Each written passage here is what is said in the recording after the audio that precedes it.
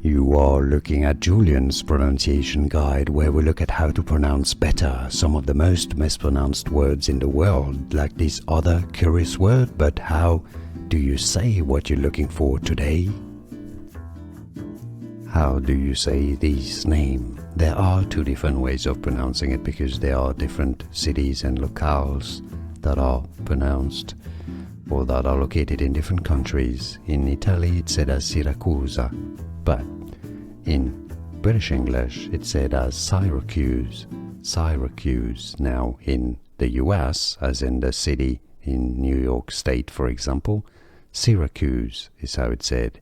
So depending on the location, in the US, USA, Syracuse. Elsewhere often Syracuse. Syracuse actually, Syracuse. Here are more videos on how to pronounce more confusing words and names too many mispronounced. Like this video if you found it useful. I appreciate your support. I'll see you soon and thanks for watching.